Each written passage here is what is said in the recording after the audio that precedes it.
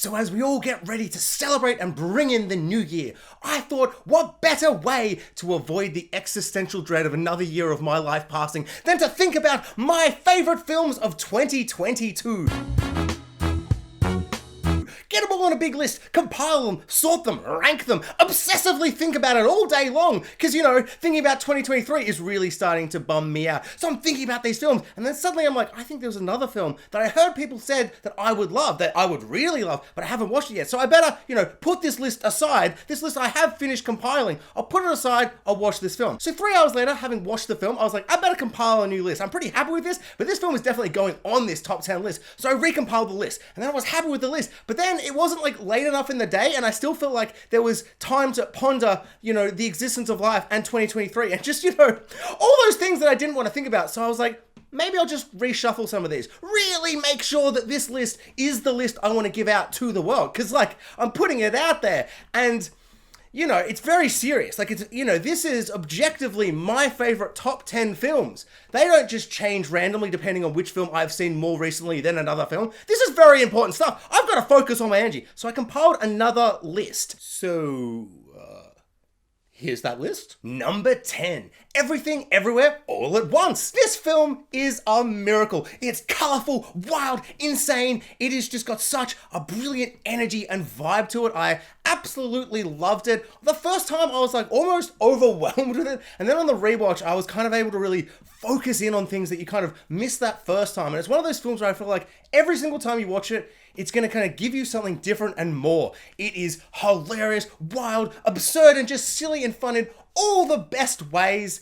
And it does the one thing, and pardon my little screw you Marvel pun, but it embraces the madness of the multiverse. There is just so much insanity and so much clever use of the idea, the insane and mad idea of a multiverse. And it just has so much fun with it. There's so many different ideas and thoughts at play. The existentialism, nihilism, but then the absurd comedy and fun, and also just some kung fu karate action. It's got everything. It's also got Short Round. Short Round is back. The directors of this pulled a Tarantino, and they're like, we're making Short Round a thing again. And that alone makes, why is this 10? I told you, the list is, no, let's go with the list I've made now. It was higher, then it was low, then it was out at one point, and now it's back. So just be thankful the list includes this. Just be thankful it's back in the list. We've got to move on. Number 9. Actually, no, sorry, wait. Just before we move on, remember that scene with the rocks? They're just rocks, and they're talking. That was a good scene. Why was it number 10? I've got to change this list. I'll be right back. Hey, I'm back. I didn't change my list because I actually saw the time. It's quite late, and I'm going to have to edit this after. And it's a whole thing. So this is the list we're getting. Just get over it.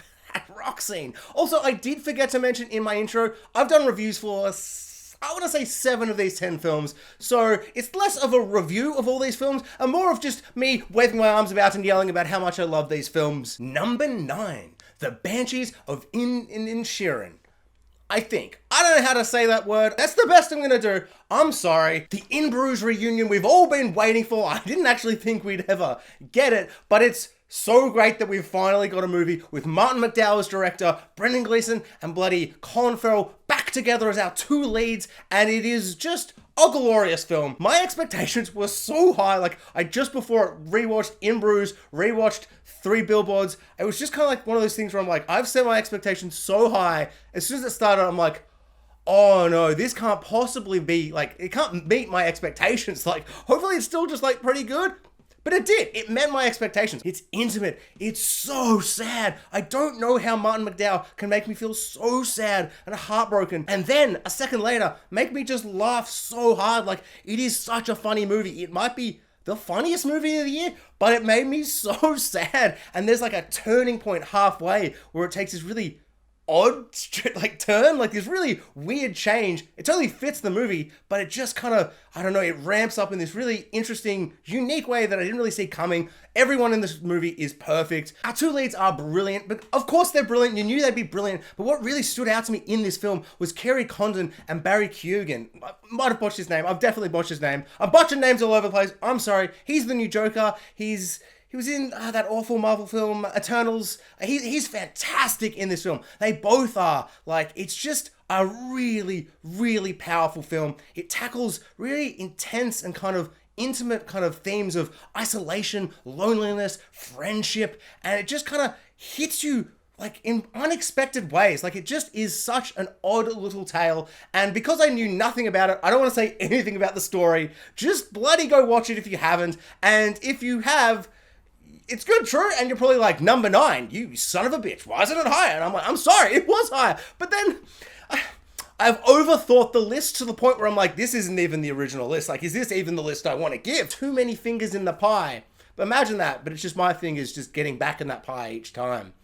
And now it's not a pie, it's just a bunch of mush on the ground that was a pie. That's this list. No, I stand by it, it's number 9! Number 8, Pinocchio.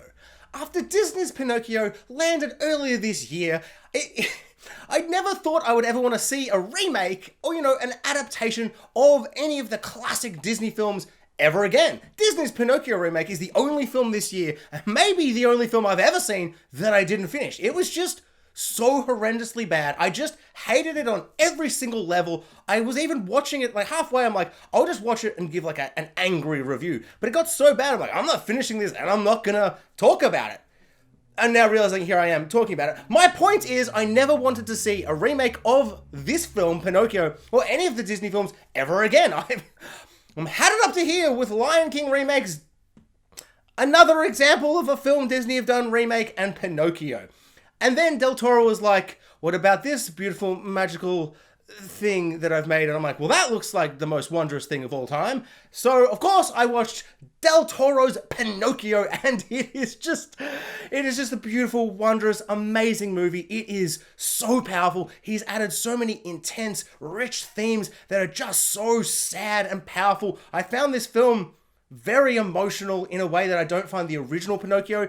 It isn't as kind of odd and scary as the kind of original Pinocchio, but it has these really intense, horrifying moments, mostly to do with the like added theme that he's layered onto it and the backdrop of the film which is added, which is war. And there's this really horrible, intense feeling over a lot of it, but it never loses sight of all that whimsy and fairy tale feeling. And it is just a beautiful movie. All the new songs are really, really great. I love this film, and the stop motion is just magical. I still claim this, even though I have seen some behind the scenes now, which it seems to prove they did do it with stop motion. But I don't believe it. I am still of the firm belief that Del Toro has made some kind of deal with a demon, and he sold his soul to make this movie because it's just magic. The film is magic. Number 7, All Quiet on the Western Front. This film floored me. This film broke me. This film is such a powerful, unflinching, devastating look at war. It kind of hurts. Like, it's such a horribly intense, violent, disgusting war film that, like, what they are showing you on screen, like what is happening with the characters in the war and all those things, like the actual actions and moments in the film are so disgusting and violent and horrible and like raw and real. It's like you don't want to like look at the screen. Like, it's something where you're like, oh, I don't want to watch. But the way the film is shot, the cinematography in this film is one of the most beautiful, just mesmerizing, gorgeous films I have ever seen in my entire life. They somehow made what was going on in the film the most disgusting thing you could possibly imagine. And, it happened in, it's a real thing. It's a real war. These were real people that did this, which just makes it even worse, of course. But the way it's framed, the way it's filmed, it's so gorgeous. You literally can't look away. Like, the contrast of these two elements just floored me. Like, there were so many moments where I was just like, like I was like almost crying in joy at how beautiful it was. And then something would happen in that shot, in those frames. And I was like, oh no, the tears that are falling down my eyes of joy, they turn to sadness halfway down my cheek. Like, it's a really powerful film. It upsets me like on like a really deep level, the way like a war film can be. The structure of this film is really clever. The way it starts out with them being so positive about going to this war, and then as soon, like the second their feet hit that battlefield, the film just turns and it's unrelenting. It never stops. And then the end is just, it hurts. Like, it's a really, really great film, but the cinematography is some of the most beautiful things I've ever seen in my life. I love this film, and I'm not sure if I ever want to see it again. Also, the score is exceptional. There's this one kind of reoccurring kind of theme or musical motif or whatever you call it, and it's just incredible. It's so foreboding and menacing. All the performances are brilliant. They're all just so raw and honest, and just it's one of those things where you don't want to say it because nothing in a film is real, but it just feels super real and authentic. It's really good performances all around.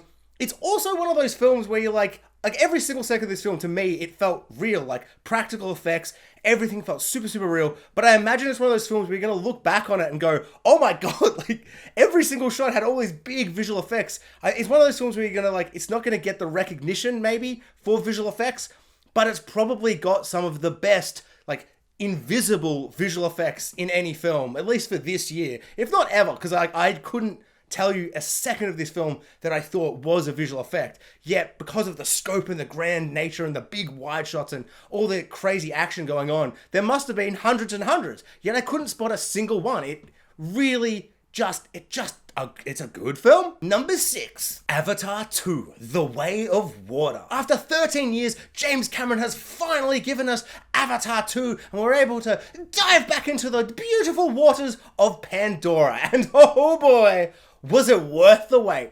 I love this film. I wasn't sure how I was going to feel about this film. I never really cared or thought about Avatar over the last 13 years. I recently rewatched the original Avatar and absolutely loved it, so I was pretty hyped and keen, but you just never know. But why did I distrust James Cameron? Why did I not think he was going to deliver, once again, a brilliant sequel? And I would argue, once again, a sequel that is better than the original. The cast, the characters, the acting, the visuals, and the story are all way better than the original Avatar. The more I've thought about this film and the themes at play and the ideas and the character work, I've just loved it more and more and more, and I cannot wait to jump back into the cinema and watch it in 3D. The way James Cameron wanted, with glasses, where you're kind of itching your face and you move it up and then you're like, oh God, it's all red and blue and weird. Maybe. I haven't actually seen a 3D movie for a while. In regards to CGI and visual effects, this is easily the most amazing, brilliant looking film of all time. It's just astounding. Every single little molecule, fiber thingy on everybody's bodies, all the big wide shots, all the underwater sequences, all the amazing animals and whales and creatures, and just all the Na'vi and avatars and everybody, it just looks brilliant. It looks so good, I couldn't believe it. So many times in the film, you're just like, oh, that's right, this is all fake. It's just astounding. It's just such an amazing movie to visually look at. But, as I said, I think everything else has been improved upon from the original to this. And I just cannot wait for more Pandora adventures with Jake Sully and all his little blue catfish people. It's a beautiful world, and I love that they're like, you're going to care a lot about this whale. To the point when the whale gets redemption, you're going to be like, fist bumping in the air, being like, whale redemption! Yes! Number 5, The Menu. You know you've made something rather magical when one of your most powerful and amazing scenes in your film is someone making a cheeseburger. That was literally one of my favorite scenes in the movie. This is such a unique, interesting, amazing film. Half satire, half thriller, all food. It's just such a brilliant film. It brings out the best from its cast. Anya Taylor-Joy is always amazing, but in this, she's just next level. She's so good. Same for Nicholas Hoult. He is always an actor that I've really enjoyed seeing, but in this film, he plays this role I've never seen him play before, and it's really, really awesome. And of course, Ralph or Rafe Fiennes. I've heard it both ways. I don't really know. You decide. You tell me in the comments. He's always good, but he's giving one of his best performances. And to say these 3 actors are giving career-defining performances is insane, because, these are actors in which one of them played Beast in the X-Men movies. Number 4, RRR.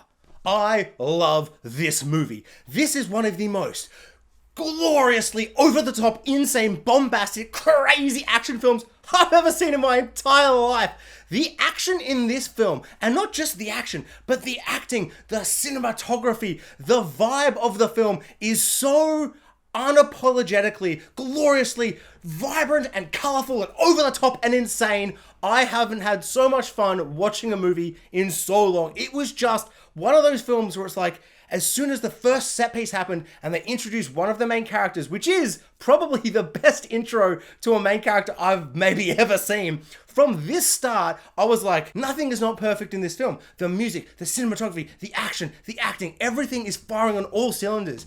I can see how some people would find this film too over the top, because it is very over the top. But if I'm watching a film like this, I want them to go 11 out of 10. I don't want them to hold anything back, and this film holds nothing back. It is easily the best superhero film I've ever seen. The two main actors, they are just so over the top strong and big and broad, and there's scenes of them jumping and doing things that, a human could never possibly do. But I just loved it. I embraced the style and the tone.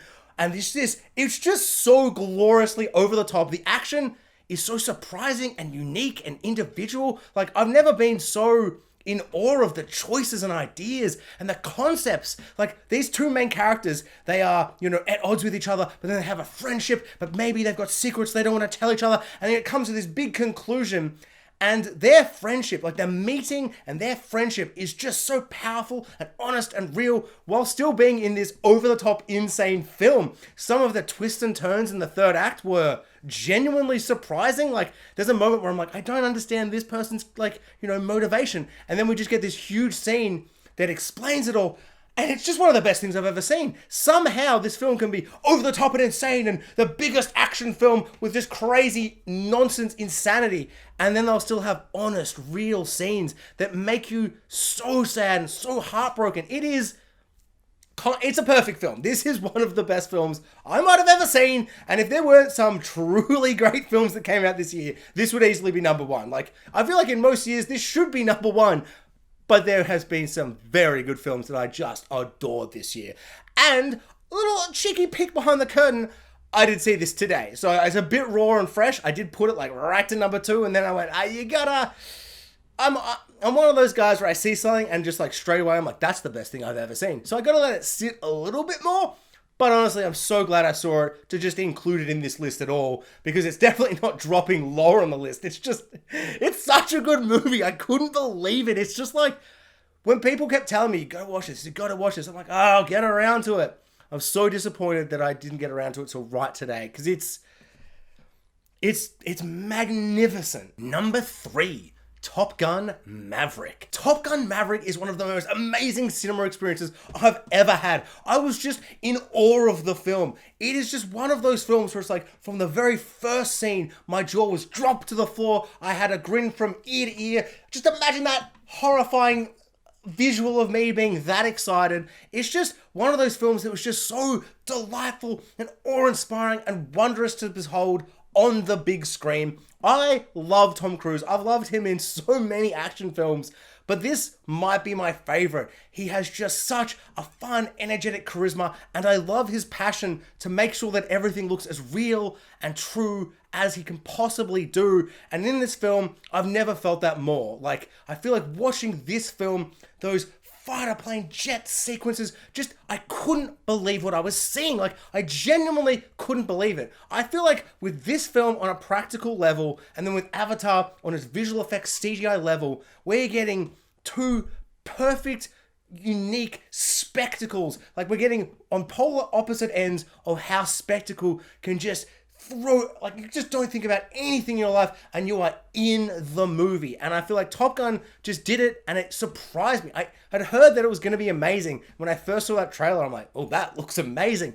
But I didn't think it would be this amazing. I have no nostalgia for Top Gun. I literally watched the original 2.5 hours before I saw the movie. I saw the movie, drove to the cinema, watched Top Gun Maverick. So I think it works on a level with no nostalgia and just a basic understanding of the character. And it's just such a good movie. I couldn't believe it. I also think the story and all this other side characters are all really, really good. But the most important thing is that we get another shirtless, golden, glistening giant god-like men playing a sport on a beach, and that's some good stuff. Number 2, Glass Onion.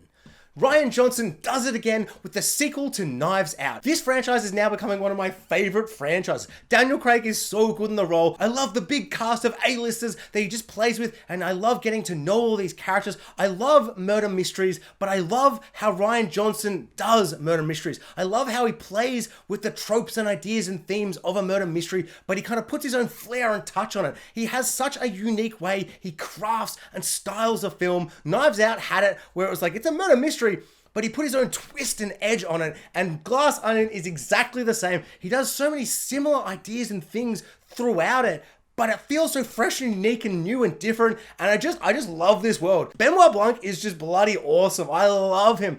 Daniel Craig is having so much fun in the role, and I'm having so much fun with him, and there are so many kind of tropes and ideas that are just like similar to Knives Out but feel unique and fresh, where I never kind of saw them coming in this sequel, and I just can't wait to see more of this franchise. I just love it so much, and it's a film where when you see a murder mystery, sometimes if you know, like, you know, who done it, the second time you watch it, it's not as interesting.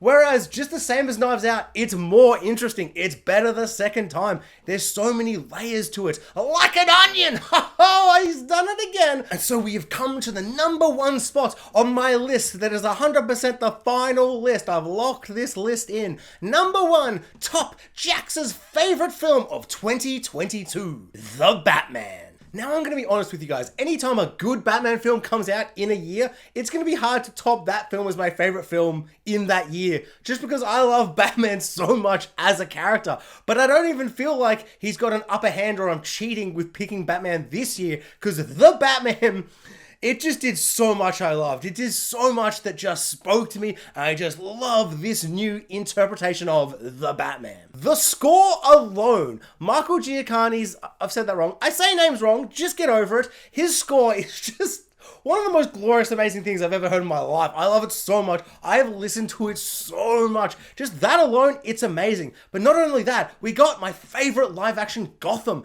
The lighting, the feeling, the mood, the darkness used to create Gotham. And I've heard and seen behind the scenes of so much of it is visual effects, where so much of it feels so real, but I just love the mood and atmosphere of this new Gotham we got. It's just intoxicating to me. And this might be my favorite suit. I remember seeing a poster of him with the suit and I was like, oh no, oh, this is why I love animated Batman, because animated Batman suits always look great. There's always something they can do in animation that I feel like live action struggles with, and I feel like the further we get, like, you know, The Dark Knight is maybe my favorite movie, and it's my favorite Batman movie, but that's like that Batman costume. It's fine, I don't hate it, but I don't love it. You know, Ben Affleck, for all his faults, Batfleck's suit, brilliant, amazing, love that stuff. This one, didn't know how I felt, but then when you see him come out of that darkness in that suit for the first time, goosebumps. I still have goosebumps 9 months later thinking about that scene. It's just, oh, it's a gorgeous suit. Everything about this film, I love. Penguin, Catwoman, Joker. Joker's not in it. No, he is in it, but I didn't mean that. I meant Riddler. I love it all. Didn't love Riddler the first time. Felt a little mixed on his performance. But every time I view the film, I kind of see a different layer and I see a different kind of, I don't know, I enjoy this take. I think it's kind of unique and interesting. And for Batman, I really enjoy that they can take these characters in really unique and different and new ways, while they still do feel kind of, you know, fundamentally like those original characters that we've all grown up and loved from, you know, our childhoods and all that stuff. I genuinely love this film so much. Robert Batting Bat is such a good Batman, and I just cannot wait to see more from this Batman franchise. This film's use of lighting and darkness and Gordon and Batman's relationship and all the things. I have got to stop talking about this film because I have been talking for too long, and you get it. I like the Batman. Thanks so much for watching, guys. I would just love to do a quick little shout out to everybody that has watched any of my videos. I started right at the end of last year, so this is my first big full year on YouTube, yelling about movies and stuff and whatever, and it's just so awesome that anybody at all has watched any of these videos.